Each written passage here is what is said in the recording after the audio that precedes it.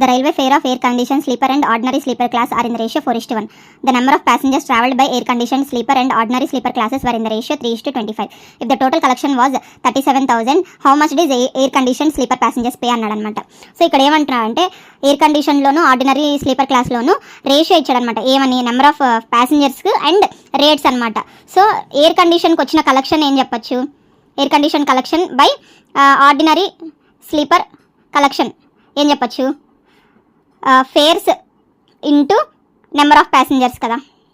So fares ratio ఏమొచ్చారు 4/1 ఇంటూ ఇది వచ్చేసి 3/25 అనమాట. సో ఇది వచ్చేసి మనకి 12/25x. అంటే ఏసీ కలెక్షన్ వచ్చేసి 12x అనుకుంటే ఆర్డినరీ స్లీపర్ క్లాస్ వచ్చేసి 25x అవుతుంది అనమాట. సో ఇక్కడ మనకి మొత్తం టోటల్ ఈ అమౌంట్ ప్లస్ ఈ అమౌంట్ కలిపి మనకి 37,000 ఇచ్చాడు. అంటే 12x plus 25x is equal to 37,000 అనేది ఇచ్చాడనమాట. So x is equal to దీన్ని సాల్వ్ చేస్తే మనకి 1000 అనేది వస్తుంది. So x is equal to 1000 వచ్చినప్పుడు మనకి ఎంత కావాలి, ఏసీ కలెక్షన్ ఎంత కావాలి ఎంత అని అడిగారనమాట. సో ఇది 12x is equal to 12 into 1000. So 12,000 అవుతుంది ఇక్కడ ఆన్సర్.